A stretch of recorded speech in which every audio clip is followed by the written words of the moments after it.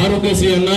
104 అన్నా 108 అన్నా గుర్తుకొచ్చే పేరు స్వర్గీయ దివంగత ముఖ్యమంత్రి వర్యులు డాక్టర్ వైఎస్ రాజశేఖర రెడ్డి గారు. ఆ నయాంలో తీసుకొచ్చిన ఆరోగ్యశ్రీ కానీ 104 కానీ 108 అంబులెన్సుల ద్వారా పేదవాడికి వైద్యాన్ని ఉచితం చేస్తే తర్వాత వచ్చిన ప్రభుత్వాలు ఉచిత వైద్యాన్ని నిర్లక్ష్యం చేసి ఈరోజు ఆ ప్రభుత్వ హయాంలో ఎంతో మంది చాలీచాలని జీతాలతో చాలీచాలని వేతనాలతో ఏదైనా రుగ్మత వస్తే వైద్యం చేయించుకోలేక ఎన్నో కుటుంబాలు అనాథలుగా మిగిలిన సందర్భాలు మనం చూసాం. మళ్ళీ జగన్మోహన్ రెడ్డి గారు ముఖ్యమంత్రి అయిన తర్వాత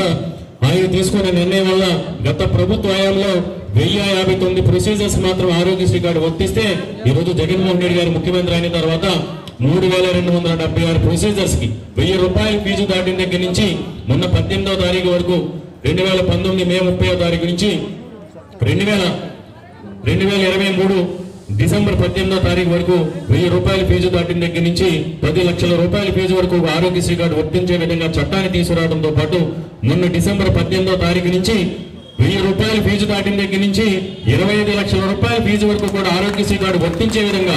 ఈ రాష్ట్రంలో నివసించే ప్రతి ఒక్కరికి కూడా ప్రభుత్వాలు ఆరోగ్య భద్రత కల్పించాలి. ఈ రాష్ట్రంలో ఏ ఒక్కరు కూడా ఆర్థిక స్తోమత లేక వైద్యం చేయించుకోలేక అకారణంగా మరణం చెంది ఏ కుటుంబంలోనే నిరాశ్రయ అనాథలుగా ఉండకూడదనే ఉద్దేశంతో ఈరోజు ఆరోగ్యశ్రీ వ్యవస్థను బలోపేతం చేయడంతో కాకుండా గత ప్రభుత్వ హయాంలో చంద్రబాబు నాయుడు ప్రభుత్వ హయాంలో 108 కానీ ఈరోజు జగన్మోహన్ రెడ్డి గారు 104 కి 496 అంబులెన్సులు 108 కి 1500 పైచీలకు అంబులెన్సులు ఈ 4.5 సంవత్సరాలే కొత్తగా 2000 అంబులెన్సులు కొని ప్రజలందరికీ కూడా ఎమర్జెన్సీ వైద్యాన్ని అందించే విధంగా ఈ రోజు చట్టాన్ని తీసుకురావడం జరిగింది. అదేవిధంగా రాష్ట్ర వ్యాప్తంగా వేలాది యూపీహెచ్సీలు కానీ కమ్యూనిటీ హాస్పిటల్స్ కానీ ఈ 4.5 సంవత్సరాల్లోనే జగన్మోహన్ రెడ్డి గారు నిర్మించడం జరిగింది. ఒక్క మన నియోజకవర్గంలోనే 7 హాస్పిటల్స్ మన నియోజకవర్గంలో వైఎస్ఆర్ కాంగ్రెస్ పార్టీకి సంబంధించిన ఎమ్మెల్యే లేకపోయినా ఈరోజు జగన్మోహన్ రెడ్డి గారి ఆధ్వర్యంలో 7 హాస్పిటల్ శంకుస్థాపన చేయడం ప్రారంభించడం కూడా జరిగింది. అదేవిధంగా మన